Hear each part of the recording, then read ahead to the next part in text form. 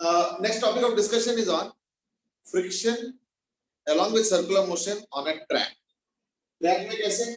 अगर मान लो कोई ट्रैक है और कोई गाड़ी जा रहा है, जो भी है उसके टॉप व्यू वगैरह जो भी,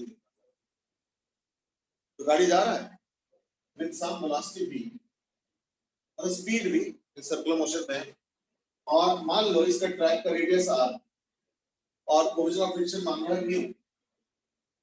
इन दैट केस मैक्सिमम क्या वेलोसिटी से जा सकते हैं जिससे कि वो ट्रैक पे स्लिप ना कर।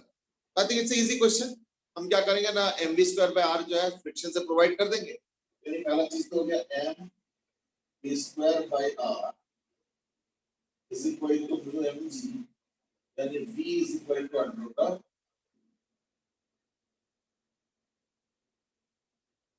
ठीक है ना, v is equal to mu into √r into g। I think that's easy ना। अब क्या देखो, क्वेश्चन को थोड़ा सा बदल देता हूं, है ना। तो अगर मान लो गाड़ी एक्सेलरेट कर रहा है, तो इन दैट केस क्या करना पड़ेगा ना, वो याद है ना, हमने डिस्कस किए थे। तो अगर गाड़ी एक्सेलरेट नहीं कर रहा है सपोज विद सम 80, इसका मैं खुद ही सॉल्व करता हूं कि ये मैंने कराया हुआ है, तो इसको बस एक्सटेंड कर देता हूं। इन दैट केस क्या होगा ना, 80 का स्क्वायर प्लस, देखो अगर टेंजेंशियल एक्सेलरेशन का मैग्नीट्यूड फिक्स है तो v is equal to u plus 80 हो जाएगा, यानी 80 हो जाएगा वेलोसिटी, यानी 80 into t will be the velocity, और इसका स्क्वायर बाय r का होल स्क्वायर।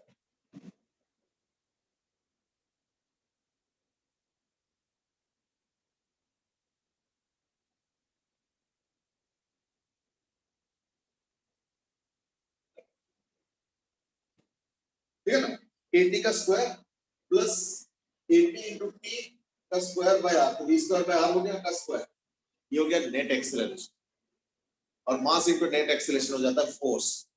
तो मास इनटू नेट एक्सेलरेशन हो जाता है फोर्स, और यही फोर्स अब देना पड़ेगा किससे, दिलवाना पड़ेगा रादर किससे, म्यू mg। क्लियर है ना। इसको बैलेंस कर लो तो mm कैंसिल हो जाएगा, और उससे क्या होगा ना, टाइम t निकल जाएगा जिस वक्त तुम्हारा जो है ये स्लिप करेगा। तो इसलिए मैं करा चुका हूं, तो इसलिए रिपीट हो। अब कई बार इससे वेलोसिटी भी पूछेंगे, तो वेलोसिटी तो यही है v²/r, तो v²/r और v को लिख देंगे you know as a function of time, जो भी आएगा। एंड सॉल्व करने, तो कहने का मतलब है कि आप क्वेश्चन ये रिपीट हो रहा है, वही है जो कि हमने पहले भी करा। लेकिन अब हम बात करेंगे बैंक रोड्स। ठीक है, बैंक रोड्स में क्या होता है, हमें पता है आइडियल केस। आइडियल केस में क्या होता है, बैंक रोड्स में क्या होगा आइडियल केस में ना, ये नॉर्मलाइजेशन है, ये हो जाएगा n cos थीटा, है ना, ये हो जाएगा n cos थीटा अगर ये थीटा है, और हॉरिजॉन्टली होगा n sin थीटा। ठीक है ना, हॉरिजॉन्टली हो गया n sin थीटा, तो n sin theta, n cos theta क्या करेगा, उसका वेट को संभालेगा, n cos थीटा क्या करेगा, उसका वेट को संभालेगा, और n sin थीटा उसको सेंट्रीपिटल एक्सेलरेशन देंगे, तो n नहीं sorry n cos theta weight को संभालेगा, और n sin थीटा जो है उसको सेंट्रीपिटल एक्सेलरेशन देंगे, तो mv²/r, देखो डिवाइड कर दूंगा तो क्या होगा ना, cot theta is equal to gr/v², यानी tan theta is equal to v²/rg, यानी v is equal to √rg tan। ठीक है, तो वेलोसिटी कितना हो गया ना, √rg tan। याद रखना, ठीक है। अच्छा अब देखो, ये हो गया वेलोसिटी, ये हो गया आइडियल वेलोसिटी। अगर मैं आइडियल वेलोसिटी से ज्यादा पे जाना चाहता हूं तो क्या होगा, now friction will come into the picture. तो मैं काम करता हूं, फ्रिक्शन को मैं रिप्रेजेंट कर रहा हूं theta r, that is angle of repose. I hope you all remember, you both remember कि एंगल ऑफ रिपोज क्या होता है ना। एंगल ऑफ रिपोज से एक्चुअली क्या होता है ना, कोएफिशिएंट ऑफ फ्रिक्शन निकलता है। तो मैं इसको क्विकली ब्रश अप कर रहा हूं, तो कैसे निकलेगा ना, म्यू हो जाएगा इक्वल टू म्यू, यानी कोएफिशिएंट ऑफ फ्रिक्शन हो जाएगा equal to tan of theta, है ना।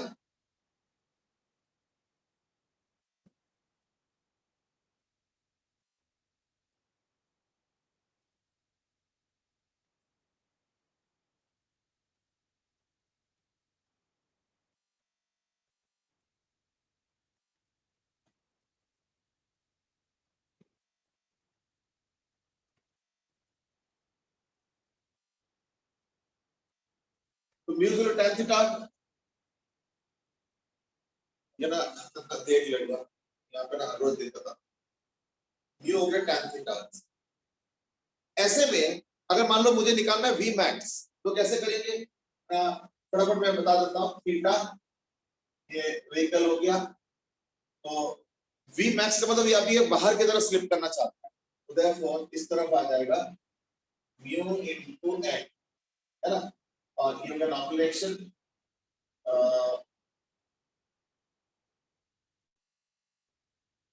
एन cos थीटा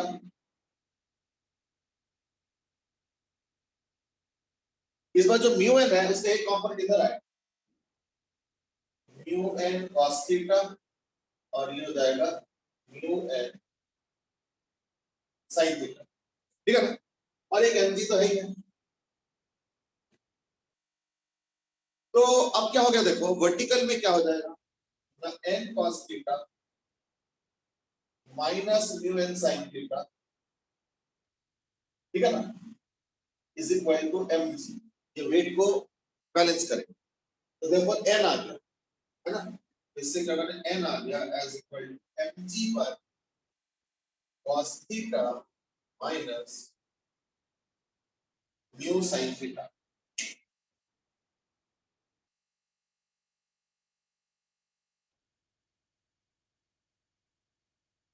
ये अगर normal action, that is mg by cos theta minus mu sin theta. और क्या ना, ये जो दो फोर्स है ये सेंटीमीटर फोर्स देंगे, यानी n sin theta plus mu n cos theta will give m into v square by r.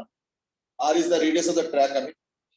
तो n कॉमन ले लेता हूँ, n अगर कॉमन है तो इसके जगह पुट ही कर लेता हूँ, यानी mg upon cos theta minus mu sin theta into sin theta plus mu cos theta is equal to m v square by r।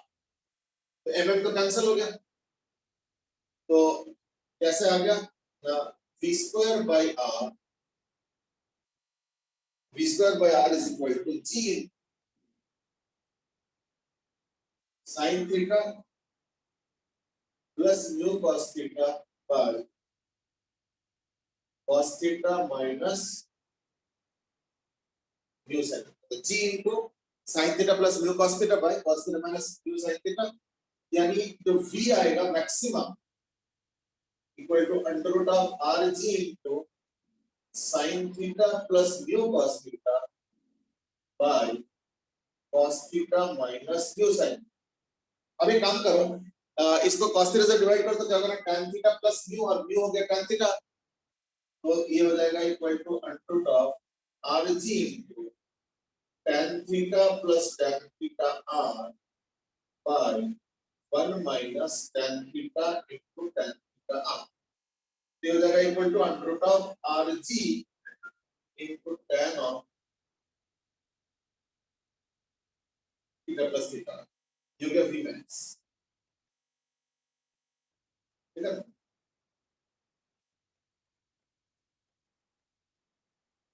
ठीक है, तो v max is equal to under root of r g into tan of theta plus theta, ठीक है ना। I hope it's okay now sir. एक second में, ये मुझे मालूम है थोड़ा फेमिलियर टॉपिक है, बस मुझे एक चीज कहना है उसके बाद पूछ लेना, इज दैट अब इसमें ना एक पर्टिकुलर केस आता है, इसमें एक पर्टिकुलर केस आता है, ठीक है ना, और वो ये है कि what will be the v max when there is very high friction and very high angle also। तो अगर मान लो mu is high and theta is high, तो v max क्या होगा, ठीक है। ये थोड़ा सा दिमाग में एक बार आइडिया बनाओ। हाँ, इन द मीनवाइल यस, तुम क्या पूछ रहे थे? तो फ्रिक्शन की डायरेक्शन आपने कैसे डिसाइड करी थी वो पूछना था। हाँ, कुछ पूछ रहे थे? हाँ, तो बोलो। फ्रिक्शन की डायरेक्शन आपने कैसे डिसाइड करी थी कि वो डाउन द इंक्लाइन प्लेन। क्या देखो, थोड़ा सा लॉजिकली सोचो इस दैट कि मान लो ऐसे एक इंक्लाइन प्लेन और घूम रहा है कोई ऐसे सर्कल में ऐसे कर, तो अगर मान लो एक पर्टिकुलर गाड़ी ऐसे जा रहा है, थोड़ा टिल्टेड होके, बैंक टू रोड है ना, पर अगर मान लो कुछ ज्यादा स्पीड से चलोगे तो यानी बाहर की तरफ टेकने का टेंडेंसी नहीं होता है, तो हमने देखा ही, यानी वो गाड़ी एक्चुअली जब ऐसे ज्यादा ओवर स्पीड कर टर्निंग करेंगे, इन दैट केस का टेंडेंसी बाहर की तरफ होता है, उसको रोकने के लिए इस जिधर होता है फ्रिक्शन। ये मैं प्रैक्टिकल एक्सपीरियंस के साथ कंपेयर कर रहा हूँ। लेट्स से मैं गाड़ी में बैठा हूँ और गाड़ी यूं चलते चलते एकदम से टर्न लेता है, तो हमारे जो बॉडी है वो एकदम जाके गाड़ी के साइड वॉल पे टकरा जाता है या चिपक जाता है। क्यों? क्योंकि साइड वॉल से वो नॉर्मलेशन लेता है बॉडी जो कि उसको सेंट्रीफ्यूगल के लिए चाहिए। That's exactly what happens. तो यहाँ पे भी यही हो रहा है। तो देखो, अगर गाड़ी का स्पीड बढ़ा दो, इन दैट केस क्या हो रहा है, तो आपको मैंने फिगर बता दिया, गाड़ी का स्पीड बढ़ा दो तो गाड़ी बाहर की तरफ स्लिप करने का टेंडेंसी बनता है, इसलिए फ्रिक्शन मैंने नीचे की तरफ की। ये वी मैक्स के लिए था क्या, बट मेरा कोई भी खत्म नहीं हुआ। अगर म्यू का वैल्यू भी हाई होता है और थीटा का वैल्यू भी हाई होता है, what is V max? Any idea? Okay, let me give the answer. अब सुनो, टाइम कम है। अगर म्यू का वैल्यू हाई है यानी tan थीटा आर हाई होगा, तो थीटा आर भी हाई होगा। जैसे मान लो एग्जांपल ले लो, थीटा आर है सपोज 45 डिग्री, ऐसे ले लो, और मान लो थीटा है 60 डिग्री, तो सोच के देखो, तो अगर थीटा 45 डिग्री है, थीटा आर 45 डिग्री और थीटा 60 डिग्री, ये तो 115 डिग्री हो गया, 105 डिग्री हो गई। It is more than 90 degree, तो मोर देन 90 डिग्री मतलब tan जो है नेगेटिव हो जाएगा, तो वी मैक्स क्या हो गया, इमेजिनरी आ रहा है। नहीं मत सारी बाप तो गड़बड़ हो गया, वी मैक्स अगर इमेजिनरी आएगा तो कैसे चलेगा? तो उसका आंसर सुनो, वी मैक्स इसलिए इमेजिनरी आ रहा है क्योंकि इसमें वी मैक्स होता ही नहीं। वी मैक्स से नहीं, फॉर्मूला तो बता रहा है जो भी है tan theta plus theta. Actually ये फॉर्मूला वैलिड है only till the point theta plus theta r is less than 90. Because try to understand, the moment theta plus theta r is more than 90 degree or equal to 90 degree, let's say, तो Vmax क्या होगा, infinite होगा। यानी उस body को तुम infinite velocity से घुमा सकते हो, लेकिन बॉडी गिरेगा नहीं, बॉडी नीचे नहीं स्लिप कर सकती। क्यों? क्योंकि एक्चुअली थोड़ा सा एक्चुअली लॉजिकली सोचो, जब मान लो ऐसे है और गाड़ी यूं चल रहा है, तो जब गाड़ी ऐसे घूम के जाता है ना, तो वो साइड वॉल को चिपकता भी तो है, तो जब एंगल ज्यादा होता है ना, तो वो ज्यादा चिपक रहा है और उसके कारण फ्रिक्शन बहुत हाई जनरेट हो रहा है, तो स्लिपिंग कंडीशन आता ही नहीं है। यानी ये जो Vmax का कंसेप्ट है, ये हर केस के लिए नहीं है, ये only when theta plus theta is less than 90 degree. अगर 90 या ज्यादा हो गया, इसका मतलब Vmax कुछ नहीं है, तुम जितना मर्जी वेलोसिटी से चलाओ, इनफाइनाइट वेलोसिटी से चलाओ थ्योरेटिकली, बट देन वो अलग बात है कि प्रैक्टिकली पॉसिबल नहीं है। क्यों? प्रैक्टिकली स्पीड ऑफ लाइट हम पार नहीं कर सकते। तो therefore just remember this much, that theta plus theta r अगर greater than or equal to 90 degree है, that means there is no Vmax, तुम जितना मर्जी वेलोसिटी से चलाओ, गाड़ी स्लिप नहीं करेगी।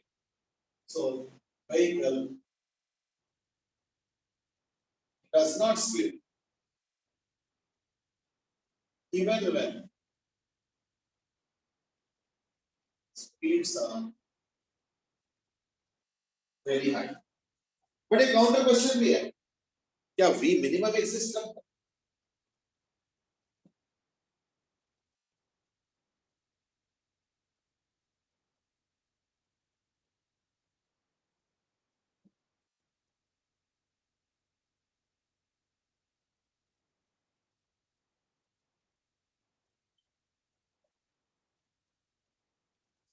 तो क्या V मिनिमम एग्जिस्ट करता है? No, that is another question. तो देखो, V मिनिमम एग्जिस्ट करता है का मतलब क्या है, क्या कोई मिनिमम वेलोसिटी भी है? Yes, what is the answer? जैसे मैक्सिमम वेलोसिटी तो एज सच होता है, इसका फॉर्मूला भी है, लेकिन अगर by chance theta plus theta greater than equal to 90 degree होता है, यानी तुम जो मर्जी वेलोसिटी से चलाओ, गाड़ी स्लिप नहीं करेगी। अब एक काउंटर क्वेश्चन है, क्या V मिनिमम एग्जिस्ट करता है? यस, कुछ आइडिया? ओके, देखो, एंड रूट हाँ बोलो। मतलब सर वो जो डिफरेंशिएट करके जीरो करना पड़ेगा, मतलब जो भी व्हीकल है। इसमें डिफरेंशिएशन की जरूरत नहीं है, इसमें देखो कंसेप्ट को समझो। देखो अब हम कैसे ना, रोड ऐसे नहीं है, अब रोड ऐसे है और इसके ऊपर गाड़ी ऐसे चल रही है, करके ऐसे चल, ऐसे यानी गाड़ी एक्चुअली सीधा नहीं है, टिल्टेड है। ये जो गाड़ी नहीं ऐसे है, यानी टिल्टेड है, यू व्हीकल ऐसे कर, इट्स अ टिल्टेड व्हीकल। अभी जो टिल्टेड व्हीकल है इसमें वी मिनिमम है या नहीं कैसे पता चलेगा? ना उसके लिए पता क्या, सोचो जरा। वी मिनिमम क्या हो सकता है? जीरो हो सकता है, उससे नीचे तो नहीं हो सकता। तो जीरो कब हो पाएगा ना, जरा सोचो। अगर मान लो angle of incline more than angle of repose होगा, तब तो खतरा है ना स्लिप करने का। अगर मान लो ये रिपोज है, repose angle by the way होता क्या है ना, रिपोज एंगल वो एंगल है जिसमें बॉडी जस्ट चलना शुरू करता है, स्लिप करना शुरू करता है। अब अगर तुमने एंगल को लेस देन रिपोज एंगल रखा है, तब तो क्या दिक्कत है, गाड़ी को रोक दो बीच में। तो there is no concept of V minimum. यानी देख रहे हो जैसे उसमें वी मैक्सिमम का कांसेप्ट नहीं आया, सिमिलरली वी मिनिमम का कांसेप्ट भी नहीं आया। तो देयरफॉर वी मिनिमम, ये सारा डिस्कशन वी मैक्स का हो रहा है, ये सारा डिस्कशन। अब हम डिस्कस कर रहे हैं वी मिनिमम। तो वी मिनिमम का क्या कांसेप्ट है? अगर थीटा लेस देन थीटा, यानी जो angle of the bank road है वो अगर थीटा आर यानी रिपोज एंगल से कम है, तो इन दैट केस गाड़ी को रोको आराम से, कोई दिक्कत। So therefore one can even stop the vehicle. यानी क्या हो गया वैसे? Therefore V minimum equal to zero. लेकिन वी मिनिमम वाला परेशानी आ तो सकता है क्या? वी मिनिमम वाला परेशानी आ सकता है, ऐसे बात नहीं कि नहीं आए। कैसे? देखो सपोज मैंने क्या किया, ये रहा एंगल और ये रहा रोड,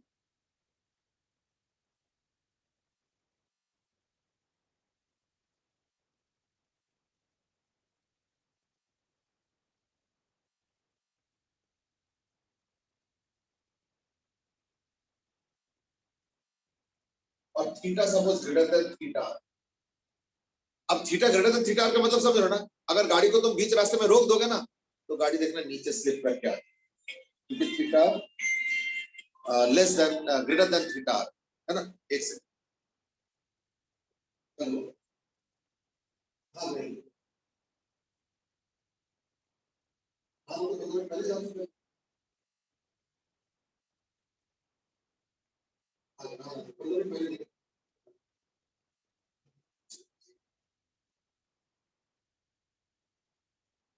हाँ तो जो मैं कह रहा था, तुम वी मिनिमम को जीरो रख सकते हो अगर theta less than theta one, तो ग्रेटर देन थीटा वन तो तुम बीच में रोक नहीं सकते, तुमको चलाते रहना पड़ेगा तभी जाके रुके, मतलब तभी जाके स्लिप नहीं करेगा।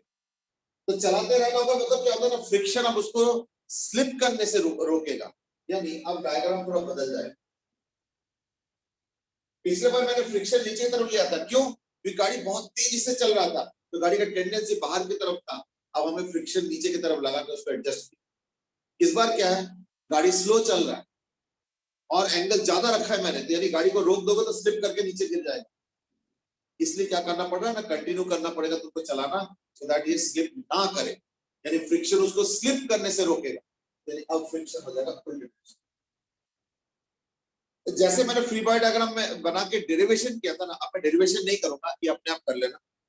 अब पता क्या होगा, एक वी मिनिमम आएगा, मैं सिर्फ आंसर बता दूं, आंसर नोट कर लो। बहुत आसान आंसर है, क्योंकि पिछले बार के जैसे ही इज इक्वल टू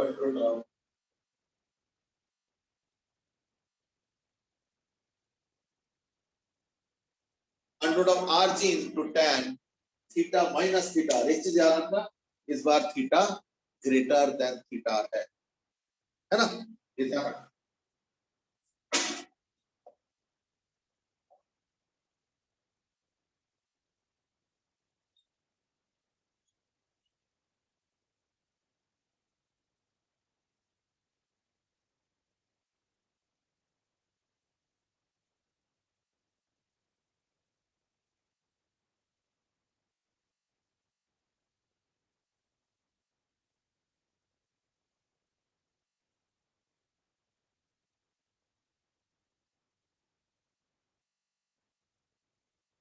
ओके, अब जो नेक्स्ट आइडिया है वो भी फ्रिक्शन और सर्कुलर मोशन रिलेटेड ही है। वो कुछ ऐसे है कि सपोज मैंने क्या कि मैंने एक सिलेंडर लिया,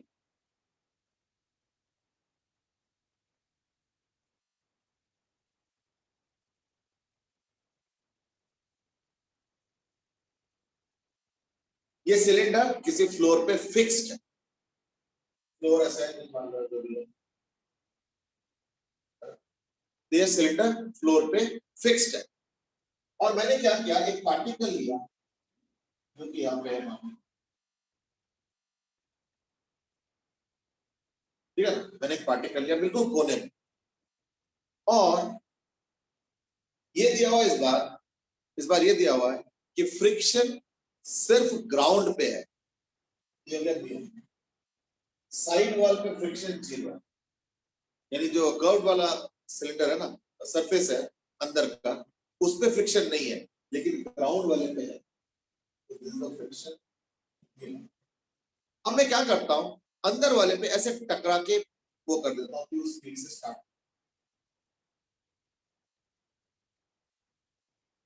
ठीक है ना, कुछ इनिशियल वेलोसिटी से स्टार्ट करा दो, याद रखना नीचे फ्रिक्शन है। तो क्वेश्चन इज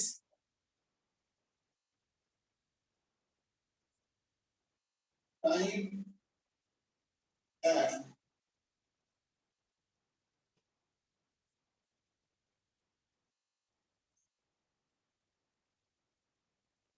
तुमको बताना है time and angular position of stopping, कि कितने देर बाद रुकेंगे और क्या एंगुलर पोजीशन होगा स्टॉपिंग का, मतलब एंगुलर डिस्प्लेसमेंट बताना, ठीक है, एंगुलर डिस्प्लेसमेंट।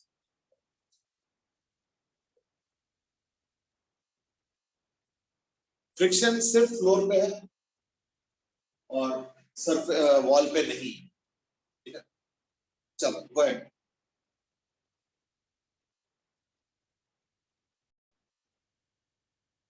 इस बार जो इसका सेंट्रीपिटल एक्सेलरेशन होगा वो होगा वॉल के नॉर्मल एक्शन, तो normal action from the wall ये तो आएगा ना ऐसे, तो n from the wall will provide the centripetal acceleration, n from wall provides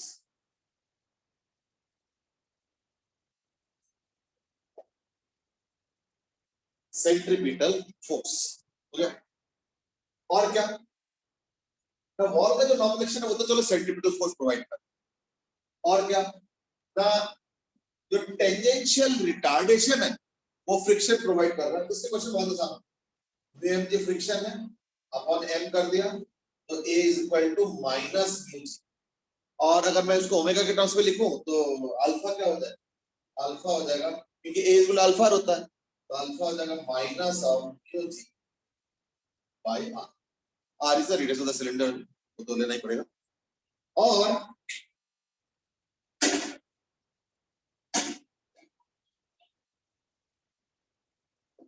ठीक है, तो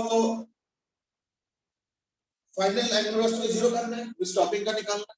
इनिशियल एंगुलर वेलोसिटी क्या है ना, u, तो इनिशियल वेलोसिटी अगर u होता है तो v इज ओमेगा r, तो इनिशियल ओमेगा क्या होगा u बाय r, तो इनिशियल ओमेगा यानी omega f is equal to omega i plus alpha, ये होता है ना final angular velocity is initial angular velocity plus alpha यानी एंगुलर एक्सेलरेशन इनटू टाइम, तो इसके लिए 0 हो गया, ये हो गया u बाय r और ये हो जाएगा minus mu g by r into t, तो इससे t तो आ गया u बाय म्यू जी, और डिस्प्लेसमेंट क्या हो जाएगा, एंगुलर डिस्प्लेसमेंट ना यू नो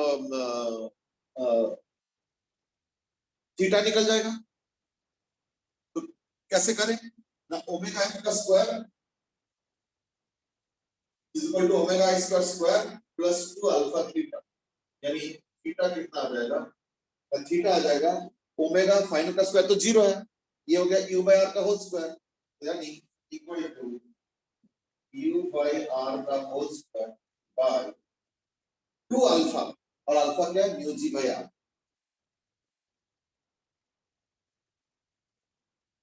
ठीक है ना, वो अपने आप देख लेना, थोड़ा सा वो कैंसिल होगा, तो u square by mu g r यानी इक्वल टू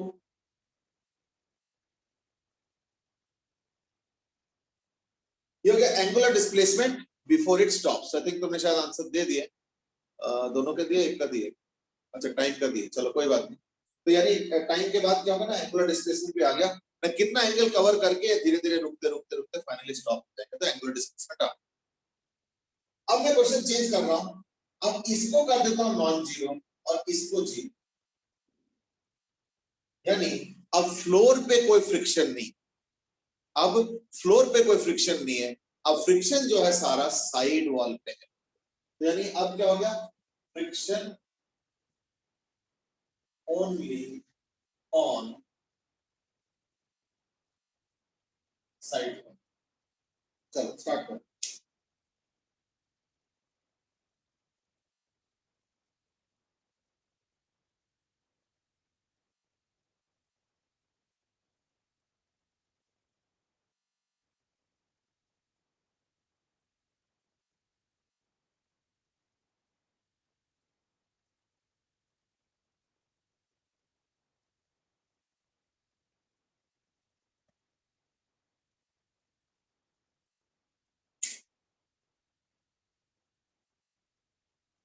इसका चैलेंज पता क्या है, थोड़ा आइडेंटिफाई करो who is providing what.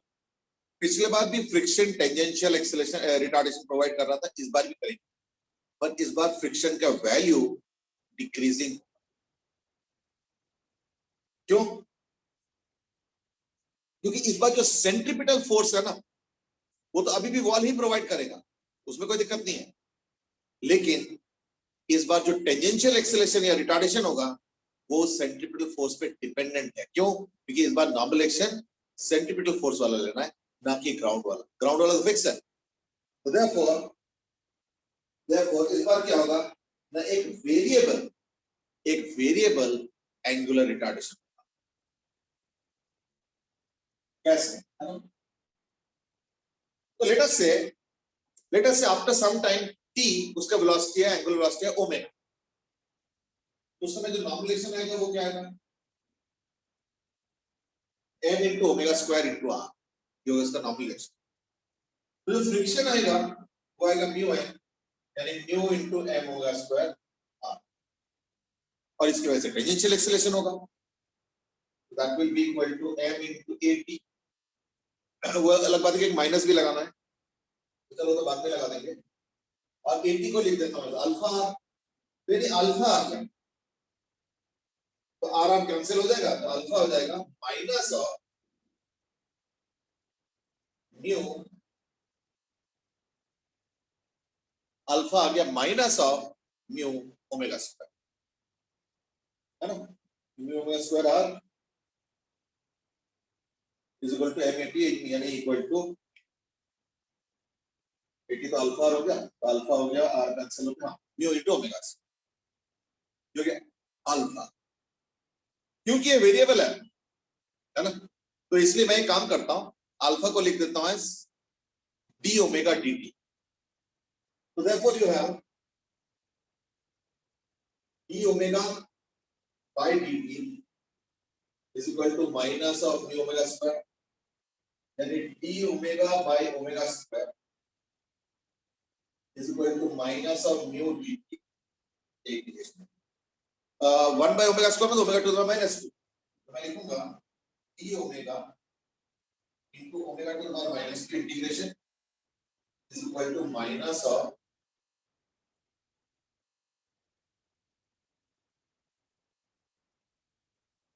Omega to the power minus 2 का integration d omega is equal to minus of mu.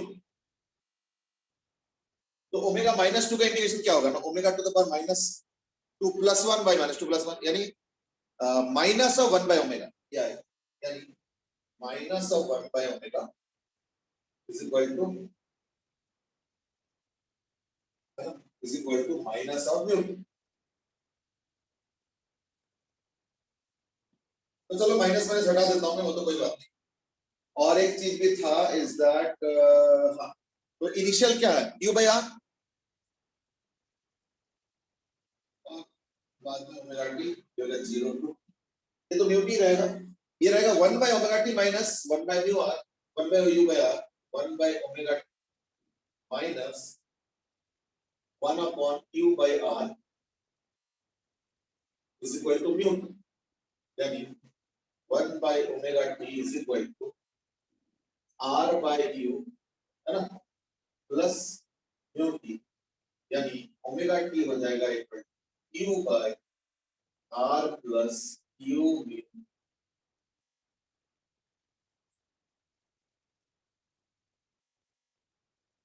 यानी angular velocity omega after time t will be equal to q upon r plus q mu t।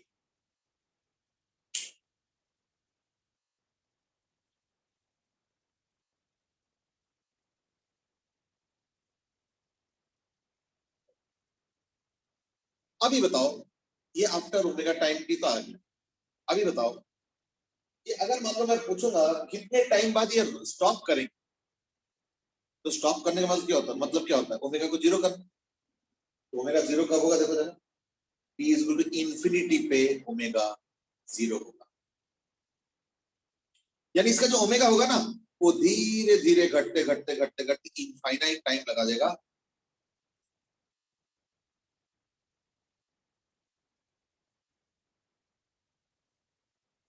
तो omega का graph versus T क्या होगा ना, initial हो गया you by are,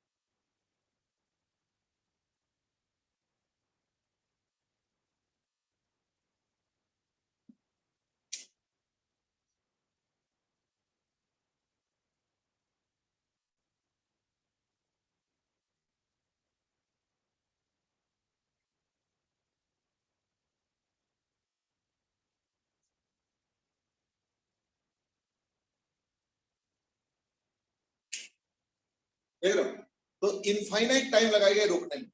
और I think यही हमें चाहिए था, तो टाइम के बाद एंगुलर पोजीशन है, तो पोजीशन कैसे करना, ये डी थीटा बाय dt, ठीक है ना, तो भी कर लेते हैं।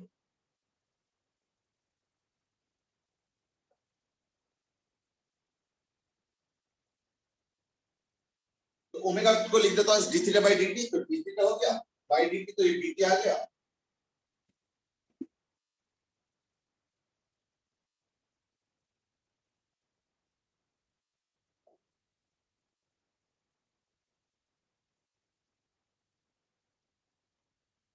आई hope you remember integration dx by a plus bx हो जाता है 1 upon b ln a plus bx।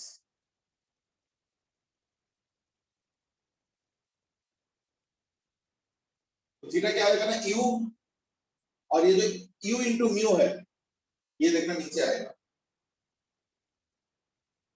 है ना, और ln में आएगा तो 0 टू t, तो ln पहले t पुट करोगे तो यानी r plus u mu t by r,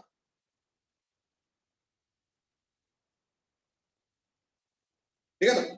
अगर तुम थीटा वर्सेस t का ग्राफ बनाओगे, वो मैं बना देता हूं, जगह थोड़ा कम है,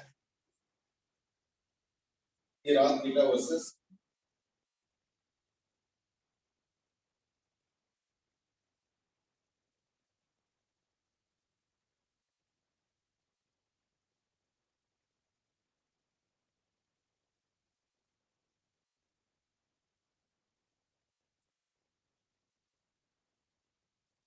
ठीक है ना। देखो थीटा वर्सेस t ग्राफ ऐसे हो जाएगा, इनिशियल एंगुलर वेलोसिटी ज्यादा है, तो फिर देखो धीरे धीरे रिड्यूसिंग करते करते करते रिड्यूस, तो एंगुलर वेलोसिटी घट रहा है लेकिन थीटा तो बढ़ता ही जाएगा ना, ये बॉडी तो घूम ही रहा है ना आफ्टर ऑल। तो ये दोनों ग्राफ्स हो गए for friction on the outer one.